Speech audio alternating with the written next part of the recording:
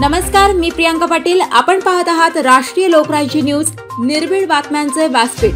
आज आपण दिवसभरामध्ये घडणाऱ्या घडामोडींवर नजर टाकूया. गेल्या वेळेला लोकसभेसाठी मोदी हे प्रमुख मानून किंवा मोदी हे देशाचे पंतप्रधान होणार या कडे पाहून किंवा या दृष्टीने लोकांनी मतदान केलं होतं. आता मोदीपेक्षाही राज्यातली जे नेतृत्व आहेत, अजितदादा असतील, एकनाथ शिंदे असतील, फडणवीस साहेब असतील, हे 5 पटीने खराब आहेत.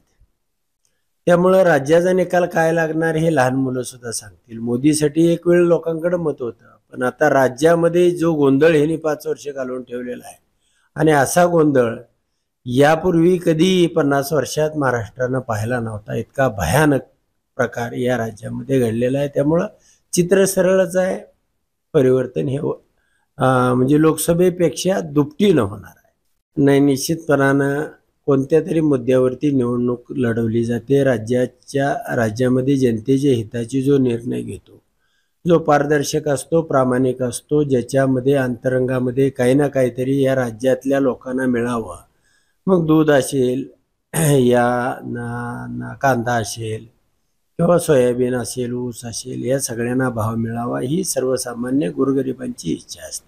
आणि निश्चितपणानं लाडकी बहीण योजना जाहीर केली त्याबद्दल या सरकारचं मनापासून आभार. पण विशिष्ट हेतू ठेवून तुम्ही जर एखादी योजना केली किंवा इलेक्शनच्या आता अवधी राहिलेला आहे 2 महिन्यापूर्वी, ही योजना तुम्ही कधी करायला पाहिजे होती. राज्याच्या हिताचे निर्णय तुम्ही कधी घ्यायला पाहिजे होते. हे निर्णय तुम्ही 5 वर्षापूर्वी किंवा ज्यावेळी सत्तेमध्ये आला, 2.5 वर्षापूर्वी, 3 वर्षापूर्वी, त्यावेळी घ्यायला पाहिजे होते. ज्या वेळेला तुम्ही लोकसभेमध्ये सपाटून मार खाल्ला, या भारतीय जनता पार्टीचा कोणीतरी पक्का पराभव करू शकतो, हे ज्यावेळी या राज्यातल्या जनतेच्या किंवा सर्वसामान्य माणसाच्या लक्षामध्ये आलं, त्यांचाही पराभव होऊ शकतो. आणि त्यावेळेला तुम्ही वेगवेगळ्या योजना, वेगवेगळे आमिष, वेगवेगळे हे त्यावेळेला लोकांना लक्षामध्ये. त्या राज्यामध्ये माझ्या माहितीप्रमाणे हा ज्वलंत आरक्षणाचा एकच प्रश्न आहे आणि तो प्रश्न सोडवण्याची यांना संधी आहे. मराठा आरक्षण आणि धनगर समाजाचं आरक्षण 2014ला पहिल्या कॅबिनेटमध्ये देतो म्हणणारे हे देवेंद्र फडणवीस मुख्यमंत्री झाले आणि गेल्या 10 वर्षात यांनी म्हणजे मराठा समाज असेल, धनगर समाज असेल, आरक्षण दिलं. आणि धनगर समाजाच्या बाबतीमध्ये आयोग नेमतात, त्याचा अभ्यास करायला होता, टाटा इन्स्टिट्यूट नेमतात. मला मोठं आश्चर्य वाटतं त्यावेळेला. माझं मत, एकनाथ शिंदे आणि 2 ही अर्धे जे उपमुख्यमंत्री आहेत, की ह्या दोघांनी अर्ध्यांनी आणि यांनी एक आठवडा या घाटमाथ्यावरून कोकणापर्यंत ही मेंढरं वळत जावी आणि 8 दिवसामध्ये झोपावं कुठं लागतंय. त्याला चारा नसल्यानंतर ढाळे कसे पाडावे लागतात, काट्याकुट्यामध्ये अंगामध्ये काटे किती घुसतात, त्याचा 35 किलोमीटर रोज चालावं कसं लागतंय.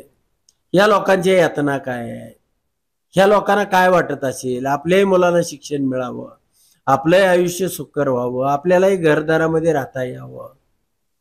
ज्या वेळेला हे 8 दिवस ही मेंढ्या वळायला जातील, त्यावेळी मात्र कॅबिनेटची मीटिंग ही मेंढराच्या वाडग्यावरती बोलवते आणि त्या ठिकाणी ते आरक्षणाचा निर्णय निश्चितपणाने करतील. कारण आता राज्याला धनगर समाजाच्या आरक्षणामध्ये कुठल्या उपजाती घालायच्या, कुठला कानामात्रा चुकलेला आहे आणि कोणते धनगर झालेला आहे, याचे सगळे अधिकार यांना दिलेले. आता यांनी कुठं जायची गरज नाही. आता फक्त यांना सगळं माहिती आहे.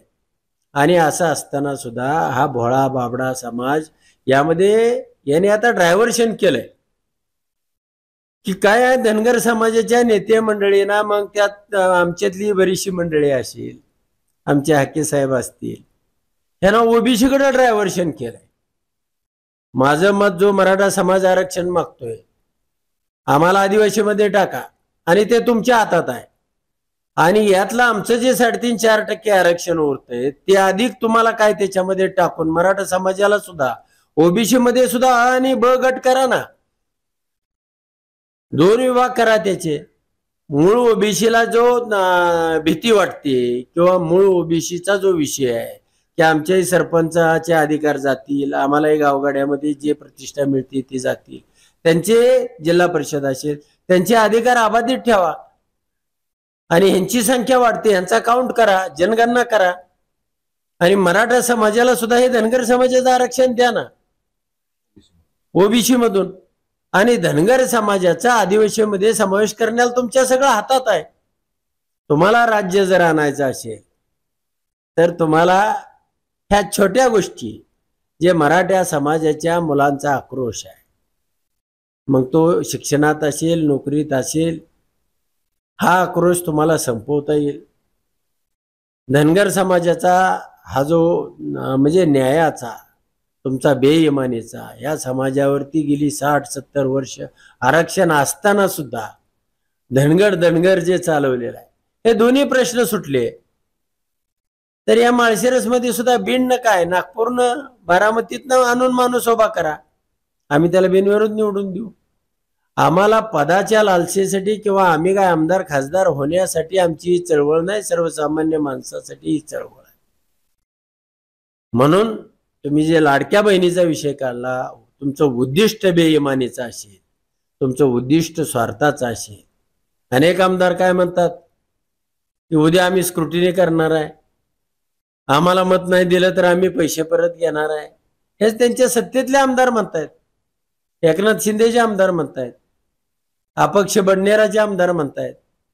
म्हणजे तुम्हाला निश्चितपणानं राज्य जर प्रामाणिकपणानं अजूनही तुम्हाला संधी आहे, अजूनही वेळ आहे. मी काय कोणत्याही पक्षामध्ये गेलोय म्हणून तुम्हाला पर्याय म्हणून पक्ष शोध आहे. आजही मी तुम्हाला प्रामाणिकपणानं सांगतोय ही धनगर समाजाची व्यथा आहे, ही मराठा समाजाची व्यथा आहे आणि दोन्हीचे मार्ग तुम्हाला सांगतोय. तुम्ही लाडकी बहीण, लाडका भाऊ, लाडका मतदार उद्या पैसे वाटून लाडका मतदार बी करणारच आहेत. लोकसभेला आमच्या तालुक्यामध्ये 26 कोटी रुपये वाटले लाडका मतदार, खोट्या नोटा वाटल्या.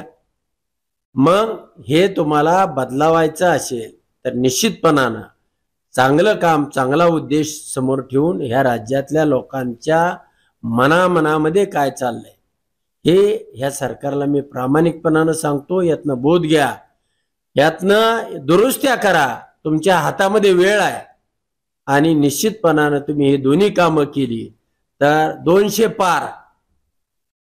इकडं महाविकास आघाडी नाही, महायुतीचे 200 पार होते आणि हे करावं ही माझी अपेक्षा आहे आणि मला ते वाटतं तुमच्या हातात आहे. आणि तुम्ही नाही केलं तर ज्या वेळेला आमच्या हातामध्ये येईल त्यावेळेला मात्र आमच्या हाताने आम्ही करू, एवढं तुम्हाला ठामपणानं सांगा. आता तुम्ही धनगर समाजाची व्यथा मांडली, मुख्यमंत्री एकनाथ शिंदे यांना तुम्ही मुंबईपासून कोकणातनं मेंढरं राखत जावा म्हणून सांगितलं. एकदम धनगर समाजाची म्हणजे जीवन यात्रा जी आहे ती एकदम जवळून तुम्ही मांडली.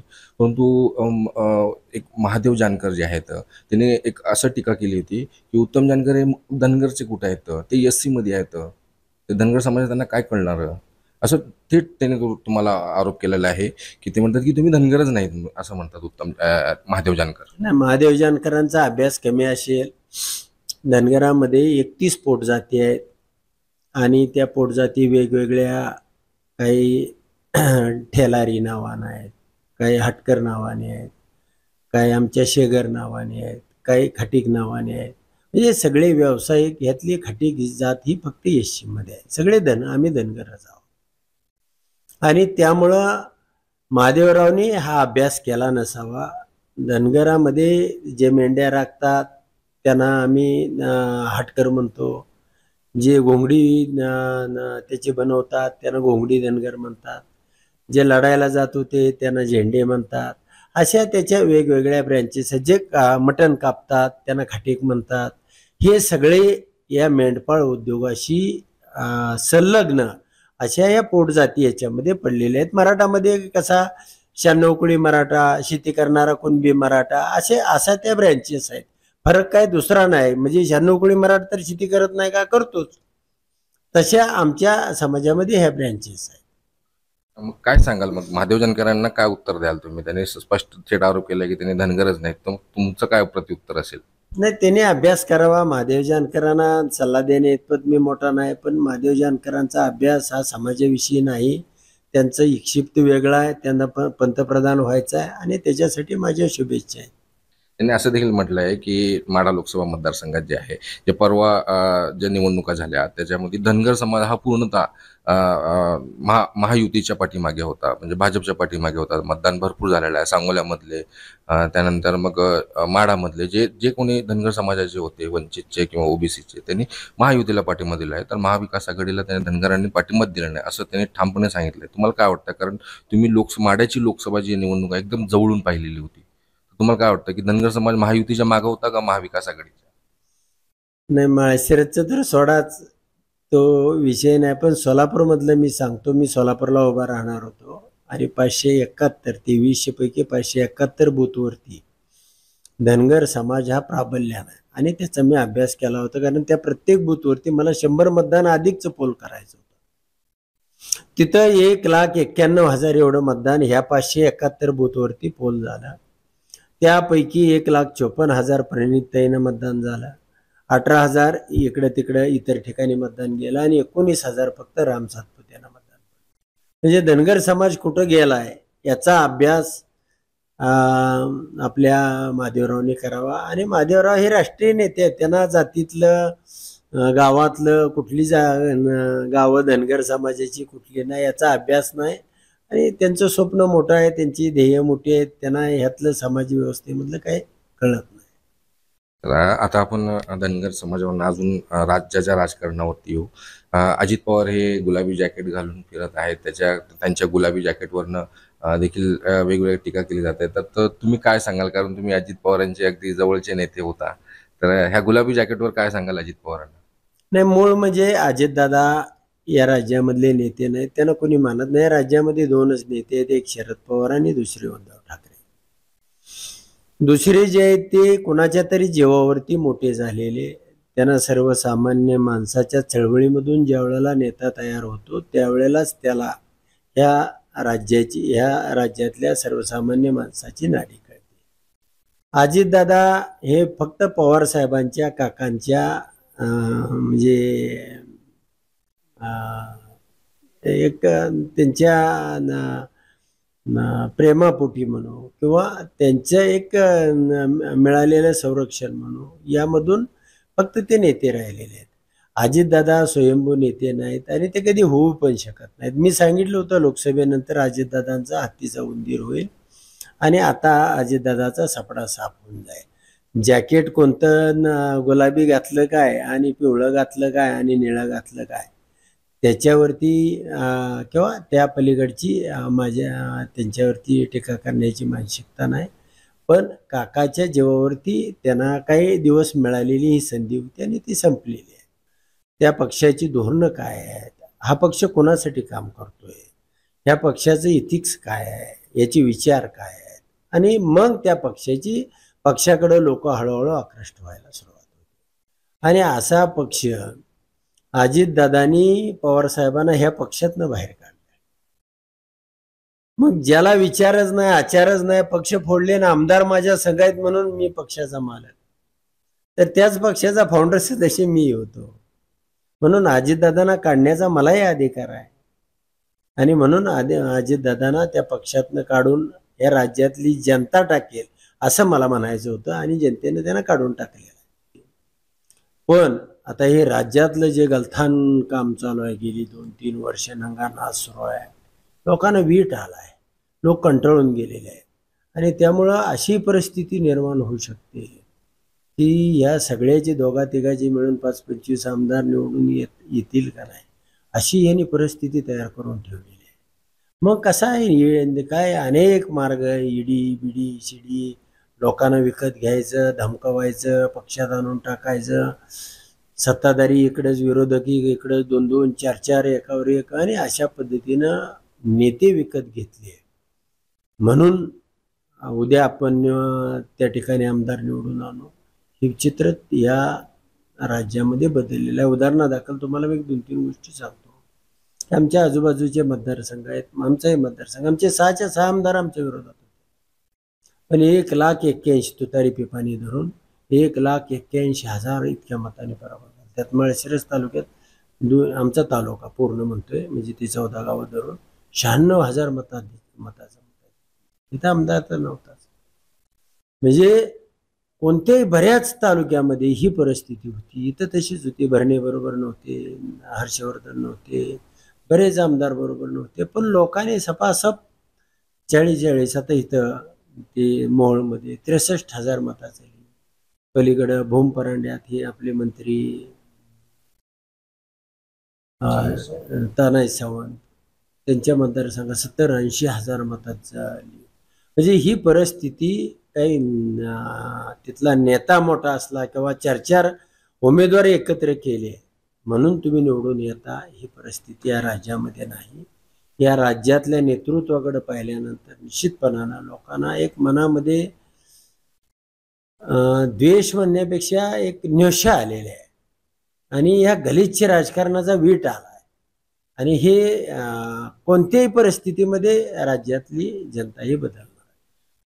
की ज्याही पद्धतीनं नेतृत्वानं माझी फसवणूक केली अशी राज्यातल्या अनेक हजारो लाखो तरुणांची आणि वेगवेगळ्या नेत्यांची फसवणूक झालेली आहे. काहीला बोलता येतं, काहीला बोलता येत नाही. माझ्यासारखा नंगा फकीर काही बोलत राहतो आणि मला ते स्वातंत्र्य आहे. मी कधी कोणाला घाबरत नाही आणि तो माझा स्वभाव आहे, जन्मजात आहे, मला ती सवय आहे. त्यामुळे अनेक लोक आतल्या आत आक्रोश करतायत, त्यांना मांडता येत नाही, बोलता येत नाही, लोकांच्या समोर ठेवता येत नाही. पण अशा अनेक लोकांची स्वप्न या लोकांनी उद्ध्वस्त केली. जे चांगले समाजातले घटक होते, जे चांगल्या विचाराचे लोक होते, ज्यांना काहीतरी घडवायचं होतं, ज्यांना काहीतरी बदलवायचं होतं, अशा सगळ्या लोकांना यांनी कुजवलं, बाजूला ठेवलं, झुलवत ठेवलं आणि त्याची फसवणूक केली. आणि म्हणून आम्ही वेगळे मार्ग धरले. मग विमान आलं काय, गेलं काय, आमच्यासाठी तो काय फार मोठा विषय नव्हता. आणि भविष्यामध्ये सुद्धा निश्चितपणानं ज्याही पद्धतीनं नेतृत्व या बाजूला पवार साहेबांचं तुंग आकाशाला गवस निघालणार, उद्धव साहेबांचं प्रामाणिक ट्रान्सपरंट नेतृत्व, राहुल गांधींचं आज ज्याही पद्धतीनं ते देशामध्ये एक अतिशय उंचीचं नेतृत्व झालं. आणि दुसऱ्या बाजूला बघितलं तर आयतखाऊ पवारसाहेबांच्या जीवावरती नेता झालेला अजितदादा आणि हे एकनाथ शिंदेचं काय कडबुळं हे आणि भारतीय जनता पार्टीने हे सगळं केलेलं या राज्याचं वाटोळं. त्यामुळं दुसरी बाजू एकदम वीक आहे आणि एका बाजूला हे प्रामाणिक सच्चे आणि पहाडासारखा पवारसाहेब या ठिकाणी उभा. आणि तेच लोक हे उद्योग करतायत की तुम्हाला डॅमेज करणं, मराठा समाजाला डायव्हर्शन करणं, जरांगेचे आंदोलन भटकवणं. आणि जरांगे साहेब काय अशी तुम्ही काळे झेंडे दाखवायत, हे भारतीय जनता पार्टीचेच दुय्यम तिय्यम फळीतले कार्यकर्ते आहेत आणि हा उद्योग चालत राहणार, करत राहणार. आणि हे राज ठाकरे म्हणा, सुपारी बहादर हे लोक करत राहणार. हे भारतीय जनता पार्टीने पेरलेलं एक दुसऱ्या बाजूचं प्लॅनिंग आहे. ह्याच्या पलीकडे ह्याचा काय विषय नाही. आता मोदीपेक्षाही राज्यातली जे नेतृत्व आहेत, अजितदादा असतील, एकनाथ शिंदे असतील, फडणवीस साहेब असतील, हे 5 पटीनं खराब आहेत. त्यामुळं राज्याचा निकाल काय लागणार हे लहान मुलं सुद्धा सांगतील. मोदीसाठी एक वेळ लोकांकडे मत होतं, पण आता राज्यामध्ये जो गोंधळ ह्यांनी 5 वर्ष घालून ठेवलेला आहे आणि असा गोंधळ यापूर्वी कधी 50 वर्षात महाराष्ट्रानं पाहिला नव्हता. इतका भयानक प्रकार या राज्यामध्ये घडलेला आहे. त्यामुळं चित्र सरळच आहे. परिवर्तन हे म्हणजे लोकसभेपेक्षा दुपटीनं होणार आहे. जो पारदर्शक असतो, प्रामाणिक असतो, ज्याच्यामध्ये अंतरंगामध्ये काही ना काहीतरी या राज्यातल्या लोकांना मिळावं.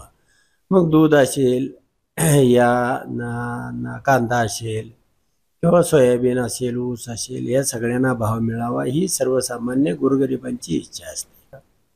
पण विशिष्ट हेतू ठेवून तुम्ही जर एखादी योजना केली किंवा इलेक्शनच्या आता अवधी राहिलेला आहे 2 महिन्यापूर्वी, ही योजना तुम्ही कधी करायला पाहिजे होती. राज्याच्या हिताचे निर्णय तुम्ही कधी घ्यायला पाहिजे होते. हे निर्णय तुम्ही 5 वर्षापूर्वी किंवा ज्यावेळी सत्तेमध्ये आला 2.5 वर्षापूर्वी, 3 वर्षापूर्वी, त्यावेळी घ्यायला पाहिजे होते. ज्या वेळेला तुम्ही लोकसभेमध्ये सपाटून मार खाल्ला, या भारतीय जनता पार्टीचा कोणीतरी पक्का पराभव करू शकतो हे ज्यावेळी या राज्यातल्या जनतेच्या किंवा सर्वसामान्य माणसाच्या लक्षामध्ये आलं, त्यांचाही पराभव होऊ शकतो.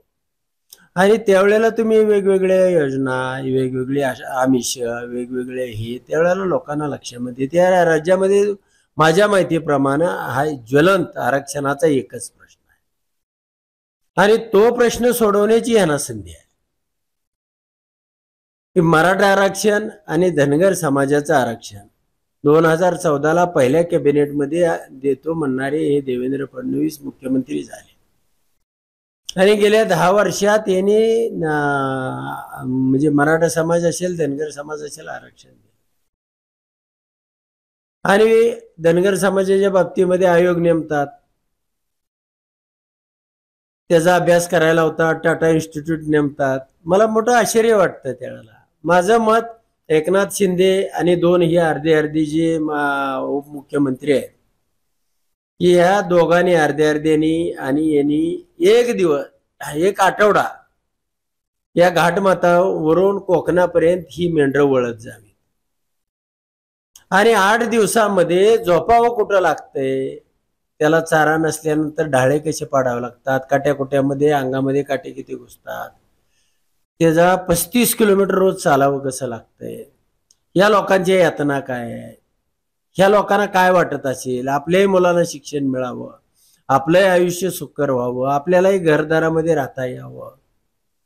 ज्या वेळेला हे 8 दिवस ही मेंढ्या वळायला जातील त्यावेळी मात्र कॅबिनेटची मीटिंग ही मेंढराच्या वाडग्यावरती बोलवते आणि त्या ठिकाणी ते आरक्षणाचा निर्णय निश्चितपणाने करतील. कारण आता राज्याला धनगर समाजाच्या आरक्षणामध्ये कुठल्या उपजाती घालायच्या, कुठला कानामात्रा चुकलेला आहे आणि कोणते धनगर झालेला आहे, याचे सगळे अधिकार यांना दिलेले.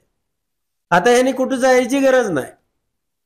आता फक्त यांना सगळं माहिती आहे. आणि असं असताना सुद्धा हा भोळा बाबडा समाज यामध्ये यांनी आता डायव्हर्शन केलंय की काय आहे, धनगर समाजाच्या नेते मंडळींना, मग त्यात आमच्यातली बरीचशी मंडळी असेल, आमचे हाके साहेब असतील, यांना ओबीसी कडे डायव्हर्शन केलंय. माझं मत, जो मराठा समाज आरक्षण मागतोय, आम्हाला आदिवासीमध्ये टाका आणि ते तुमच्या हातात आहे आणि यातलं आमचं जे 3.5-4% आरक्षण उरतंय ते अधिक तुम्हाला काय त्याच्यामध्ये टाकून मराठा समाजाला सुद्धा, ओबीसी मध्ये सुद्धा आ आणि ब गट करा ना, 2 विभाग करा त्याचे. मूळ ओबीसीला जो भीती वाटते किंवा मूळ ओबीसीचा जो विषय आहे की आमच्याही सरपंचाचे अधिकार जातील, आम्हालाही गावगाड्यामध्ये जे प्रतिष्ठा मिळते ती जातील, त्यांचे जिल्हा परिषद असेल त्यांचे अधिकार अबाधित ठेवा आणि ह्यांची संख्या वाढते, ह्यांचा काउंट करा, जनगणना करा आणि मराठा समाजाला सुद्धा हे धनगर समाजाचं आरक्षण द्या ना ओबीसी मधून. आणि धनगर समाजाचा आदिवासीमध्ये समावेश करण्याला तुमच्या सगळं हातात आहे. तुम्हाला राज्य जर आणायचं असेल तर तुम्हाला ह्या छोट्या गोष्टी, जे मराठा समाजाच्या मुलांचा आक्रोश आहे, मग तो शिक्षणात असेल, नोकरीत असेल, हा आक्रोश तुम्हाला संपवता येईल. धनगर समाजाचा हा जो म्हणजे न्यायाचा, तुमचा बेईमानीचा, या समाजावरती गेली 60-70 वर्ष आरक्षण असताना सुद्धा धनगर जे चालवलेलं आहे, हे दोन्ही प्रश्न सुटले. तर या माळशिरसमध्ये सुद्धा बीडनं काय, नागपूरनं, बारामतीतनं आणून माणूस उभा करा, आम्ही त्याला बिनविरोध निवडून देऊ. आम्हाला पदाच्या लालसेसाठी किंवा आम्ही काय आमदार खासदार होण्यासाठी आमची ही चळवळ नाही, सर्वसामान्य माणसासाठी ही चळवळ आहे. म्हणून तुम्ही जे लाडक्या बहिणीचा विषय काढला, तुमचं उद्दिष्ट बेईमानीचं असेल, तुमचं उद्दिष्ट स्वार्थाचं असेल. अनेक आमदार काय म्हणतात की उद्या आम्ही स्क्रुटिनी करणार आहे, आम्हाला मत नाही दिलं तर आम्ही पैसे परत घेणार आहे. हेच त्यांच्या सत्तेतले आमदार म्हणतायत, एकनाथ शिंदेचे आमदार म्हणतायत, अपक्ष बडनेराचे आमदार म्हणतायत.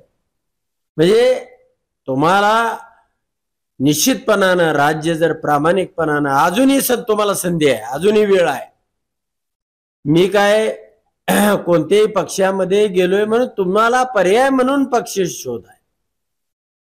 आजही मी तुम्हाला प्रामाणिकपणानं सांगतोय, ही धनगर समाजाची व्यथा आहे, ही मराठा समाजाची व्यथा आहे आणि दोन्हीचे मार्ग तुम्हाला सांगतोय. तुम्ही लाडकी बहीण, लाडका भाऊ, लाडका मतदार, उद्या पैसे वाटून लाडका मतदार बी करणारच आहेत. लोकसभेला आमच्या तालुक्यामध्ये 26 कोटी रुपये वाटले लाडका मतदार, खोट्या नोटा वाटल्या. मग हे तुम्हाला बदलावायचं असेल तर निश्चितपणानं चांगलं काम, चांगला उद्देश समोर ठेवून ह्या राज्यातल्या लोकांच्या मनामध्ये काय चाललंय हे ह्या सरकारला मी प्रामाणिकपणानं सांगतो. यातनं बोध घ्या, यातनं दुरुस्त्या करा. तुमच्या हातामध्ये वेळ आहे आणि निश्चितपणानं तुम्ही हे दोन्ही कामं केली तर 200 पार. इकडं महाविकास आघाडी नाही, महायुतीचे 200 पार होते आणि हे करावं ही माझी अपेक्षा आहे. आणि मला ते वाटतं तुमच्या हातात आहे आणि तुम्ही नाही केलं तर ज्या वेळेला आमच्या हातामध्ये येईल त्यावेळेला मात्र आमच्या हाताने आम्ही करू, एवढं तुम्हाला ठामपणानं सांगतो. आणि त्या पोटजाती वेगवेगळ्या, काही ठेलारी नावाने आहेत, काही हटकर नावाने आहेत, काही आमच्या शेगर नावाने आहेत, काही खटीक नावाने आहेत. म्हणजे सगळे व्यावसायिक, ह्यातली खटीक जात ही फक्त एससी मध्ये आहे. सगळे आम्ही धनगरच आहोत.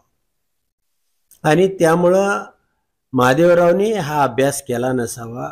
धनगरामध्ये जे मेंढ्या राखतात त्यांना आम्ही हटकर म्हणतो, जे घोंगडी त्याची बनवतात त्यांना घोंगडी धनगर म्हणतात, जे लढायला जात होते त्यांना झेंडे म्हणतात. अशा त्याच्या वेगवेगळ्या ब्रँचेस, जे मटण कापतात त्यांना खटीक म्हणतात. हे सगळे या मेंढपाळ उद्योगाशी संलग्न अशा या पोटजाती याच्यामध्ये पडलेले आहेत. मराठामध्ये कसा 96 कुळी मराठा, शेती करणारा कुणबी मराठा, अशा त्या ब्रँचेस आहेत. फरक काय दुसरा नाही. म्हणजे 96 कुळी मराठा तर शेती करत नाही का, करतोच. तशा आमच्या समाजामध्ये ह्या ब्रँचेस आहेत. जानकरांना सल्ला देणे इतपत मी मोठा नाही, पण महादेव जानकरांचा अभ्यास हा समाजाविषयी नाही. त्यांचं इक्षिप्त वेगळं आहे, त्यांना पंतप्रधान व्हायचं आहे आणि त्याच्यासाठी माझ्या शुभेच्छा आहेत. तो विषय नाही. पण सोलापूरमधलं मी सांगतो, मी सोलापूरला उभा राहणार होतो आणि 571 2300 पैकी 571 बूथवरती धनगर समाज हा प्राबल्यानं आहे आणि त्याचा मी अभ्यास केला होता. कारण त्या प्रत्येक बूथवरती मला 100 मतदान अधिकचं पोल करायचं होतं. तिथं 1,91,000 एवढं मतदान ह्या 571 बूथवरती पोल झाला. त्यापैकी 1,54,000 प्रणितताईनं मतदान झालं, 18,000 इकडं तिकडं इतर ठिकाणी मतदान गेलं आणि 19,000 फक्त राम सातपुतेनं मतदान. म्हणजे धनगर समाज कुठं गेला आहे याचा अभ्यास आपल्या महादेवरावने करावा. आणि महादेवराव हे राष्ट्रीय नेते आहेत, त्यांना जातीतलं, गावातलं कुठली गावं धनगर समाजाची कुठली नाही याचा अभ्यास नाही. आणि त्यांचं स्वप्न मोठं आहे, त्यांची ध्येय मोठी आहेत, त्यांना ह्यातलं समाज व्यवस्थेमधलं काही कळत नाही. आता आपण धनगर समाजावरून अजून राज्याच्या राजकारणावरती येऊ. अजित पवार हे गुलाबी जॅकेट घालून फिरत आहेत, त्यांच्या गुलाबी जॅकेटवरनं देखील वेगवेगळ्या टीका केली जाते. तर तुम्ही काय सांगाल, कारण तुम्ही अजित पवारांचे अगदी जवळचे नेते होता, तर ह्या गुलाबी जॅकेटवर काय सांगाल अजित पवारांना? नाही, मूळ म्हणजे अजितदादा या राज्यामधले नेते नाहीत, त्यांना कोणी मानत नाही. राज्यामध्ये 2च नेते आहेत, एक शरद पवार आणि दुसरे उद्धव ठाकरे. दुसरे जे आहेत ते कुणाच्या तरी जीवावरती मोठे झालेले. त्यांना सर्वसामान्य माणसाच्या चळवळीमधून ज्या वेळेला नेता तयार होतो त्यावेळेलाच त्याला ह्या राज्यातल्या सर्वसामान्य माणसाची नाडी कळते. अजितदादा हे फक्त पवार साहेबांच्या काकांच्या म्हणजे एक त्यांच्या प्रेमापोटी म्हणू किंवा त्यांचं एक मिळालेलं संरक्षण म्हणू, यामधून फक्त ते नेते राहिलेले आहेत. अजितदादा स्वयंभू नेते नाहीत आणि ते कधी होऊ पण शकत नाहीत. मी सांगितलं होतं लोकसभेनंतर अजितदादांचा हत्तीचा उंदीर होईल आणि आता अजितदादाचा सपडा साफ होऊन जाईल. जॅकेट कोणतं गुलाबी घातलं काय आणि पिवळं घातलं काय आणि निळं घातलं काय त्याच्यावरती किंवा त्या पलीकडची त्यांच्यावरती टीका करण्याची मानसिकता नाही. पण काकाच्या जीवावरती त्यांना काही दिवस मिळालेली ही संधी होती आणि ती संपलेली. ज्या पक्ष वाढवला, मोठा केला, त्याला विचार दिला. पक्ष म्हणजे काय असा हवेत अजितदादांनी काढला म्हणजे पक्ष चालला असावा, त्या पक्षाला विचार लागतो, त्याला बेस लागतो, त्या पक्षाची धोरणं काय आहेत, हा पक्ष कोणासाठी काम करतोय, ह्या पक्षाचं इथिक्स काय आहे, याची विचार काय आहेत, आणि मग त्या पक्षाकडे लोक हळूहळू आकृष्ट व्हायला सुरुवात होते. आणि असा पक्ष अजितदादांनी पवारसाहेबांना ह्या पक्षातनं बाहेर काढला. मग ज्याला विचारच नाही, आचारच नाही, पक्ष फोडले ना आमदार माझ्या संघ आहेत म्हणून मी पक्षाचा मालक, तर त्याच पक्षाचा फाउंडर सदस्य मी होतो, म्हणून अजितदादांना काढण्याचा मलाही अधिकार आहे. आणि म्हणून अजितदादांना त्या पक्षातनं काढून या राज्यातली जनता टाकेल असं मला म्हणायचं होतं, आणि जनतेने त्यांना काढून टाकलेलं. फसगतीनं मोहिते पाटलांनी त्यावेळी अंधारात ठेवून त्यांना काही गणित वरिष्ठांनी मांडून फसवणूक केलेली होती, आणि त्यामुळं राम सातपुतेनं ते मतदान होतं, ते मतदान हे मोहिते पाटलांचं होतं. आता राम सातपुते म्हणून या तालुक्यामध्ये 5 मतं सुद्धा नाहीत, हे माझं मत आहे. त्याला राम सातपुते आले काय आणि अजून कुणी आलं काय ह्याच्यामध्ये काही फरक पडणार नाही. मोहिते पाटील आणि आम्ही सोबत आहोत. माझ्या माहितीप्रमाणे जे 3.25 लाख आमच्यातलं वोटिंग आहे त्यापैकी 5,000 मतं सुद्धा इकडे तिकडे जाणार नाहीत, आणि आम्ही दोघं एकत्र असल्यानंतर दुसरा विषय होऊ शकत नाही. की मोदीचं नेतृत्व उत्तुंग होतं, एक जगामध्ये देशामध्ये बघण्याचं या राज्यातल्या देशातल्या लोकांची एक नजर वेगळी होती. पण आता हे राज्यातलं जे गलथान काम चालू आहे, गेली 2-3 वर्ष नंगानाच सुरू आहे, लोकांना वीट आला आहे, लोक कंटाळून गेलेले आहेत, आणि त्यामुळं अशी परिस्थिती निर्माण होऊ शकते की या सगळ्याचे दोघा तिघाचे मिळून 5-25 आमदार निवडून येतील का नाही, अशी यांनी परिस्थिती तयार करून ठेवलेली आहे. मग कसा आहे, काय अनेक मार्ग, ईडी बिडी शिडी, लोकांना विकत घ्यायचं, धमकवायचं, पक्षात आणून टाकायचं, सत्ताधारी इकडेच, विरोधकी इकडेच, 2-2, 4-4 एकावर एक, आणि अशा पद्धतीनं नेते विकत घेतले. म्हणून उद्या आपण त्या ठिकाणी आमदार निवडून आणू, हे चित्र या राज्यामध्ये बदललेलं आहे. उदाहरणादाखल तुम्हाला मी 2-3 गोष्टी सांगतो. आमच्या आजूबाजूचे मतदारसंघ आहेत, आमचाही मतदारसंघ, आमचे 6च्या 6 आमदार आमच्या विरोधात होते, पण 1,81,000 तुतारी पिपाणी धरून 1,81,000 इतक्या मताने पराभव झाला. त्यात माळशिरस तालुक्यात आमचा तालुका पूर्ण म्हणतोय म्हणजे ती 14 गावं धरून 96,000 मताचा मत आहे. इथं आमदार तर नव्हताच. म्हणजे कोणत्याही बऱ्याच तालुक्यामध्ये ही परिस्थिती होती. इथं तशीच होती. भरणे बरोबर नव्हते, हर्षवर्धन नव्हते, बरेच आमदार बरोबर नव्हते, पण लोकांनी सपासप 40 आता इथं ते मोहोळमध्ये 63,000 मताचं. पलीकडं भूम परांड्यात हे आपले मंत्री तानाजी सावंत, त्यांच्या मतदारसंघात 70-80,000 मताचा. म्हणजे ही परिस्थिती काही तिथला नेता मोठा असला किंवा 4-4 उमेदवार एकत्र केले म्हणून तुम्ही निवडून येता, ही परिस्थिती या राज्यामध्ये नाही. या राज्यातल्या नेतृत्वाकडे पाहिल्यानंतर निश्चितपणानं लोकांना एक मनामध्ये द्वेष म्हणण्यापेक्षा एक न्योषा आलेला आहे, आणि या गलिच्छ राजकारणाचा वीट आला आहे, आणि हे कोणत्याही परिस्थितीमध्ये राज्यातली जनताही बदलणार की ज्याही पद्धतीनं नेतृत्वानं माझी फसवणूक केली, अशी राज्यातल्या अनेक हजारो लाखो तरुणांची आणि वेगवेगळ्या नेत्यांची फसवणूक झालेली आहे. काहीला बोलता येतं, काहीला बोलता येत नाही. माझ्यासारखा नंगा फकीर काही बोलत राहतो, आणि मला ते स्वातंत्र्य आहे, मी कधी कोणाला घाबरत नाही, आणि तो माझा स्वभाव आहे, जन्मजात आहे, मला ती सवय आहे. त्यामुळे अनेक लोक आतल्या आत आक्रोश करतायत, त्यांना मांडता येत नाही, बोलता येत नाही, लोकांच्या समोर ठेवता येत नाही. पण अशा अनेक लोकांची स्वप्न या लोकांनी उद्ध्वस्त केली. जे जे चांगले समाजातले घटक होते, जे चांगल्या विचाराचे लोक होते, ज्यांना काहीतरी घडवायचं होतं, ज्यांना काहीतरी बदलवायचं होतं, अशा सगळ्या लोकांना यांनी कुजवलं, बाजूला ठेवलं, झुलवत ठेवलं, आणि त्याची फसवणूक केली. आणि म्हणून आम्ही वेगळे मार्ग धरले. मग विमान आलं काय, गेलं काय, आमच्यासाठी तो काय फार मोठा विषय नव्हता. आणि भविष्यामध्ये सुद्धा निश्चितपणानं ज्याही पद्धतीनं नेतृत्व या बाजूला पवार साहेबांचं तुंग आकाशाला गवस निघालणार, उद्धव साहेबांचं प्रामाणिक ट्रान्सपरंट नेतृत्व, राहुल गांधींचं आज ज्याही पद्धतीनं ते देशामध्ये एक अतिशय उंचीचं नेतृत्व झालं. आणि दुसऱ्या बाजूला बघितलं तर आयतखाऊ पवारसाहेबांच्या जीवावरती नेता झालेला अजितदादा आणि हे एकनाथ शिंदेचं काय कडबुळं हे आणि भारतीय जनता पार्टीने हे सगळं केलेलं हे राज्याचं वाटोळं. त्यामुळं दुसरी बाजू एकदम वीक आहे आणि एका बाजूला हे प्रामाणिक सच्चे आणि पहाडासारखा पवारसाहेब या ठिकाणी उभा आहे. काही पदं मिळालेली हे ते म्हणून या पक्षाकडनी महायुतीकडं आहेत आणि तेच लोक हे उद्योग करतायत की तुम्हाला डॅमेज करणं, मराठा समाजाला डायव्हर्शन करणं, जरांगेचे आंदोलन भटकावणं. आणि जरांगे साहेब काय अशी तुम्ही काळे झेंडे दाखवायत हे भारतीय जनता पार्टीचेच दुय्यम तिय्यम फळीतले कार्यकर्ते आहेत आणि हा उद्योग चालत राहणार, करत राहणार. आणि हे राज ठाकरे म्हणा, सुपारी बहादर हे लोक करत राहणार.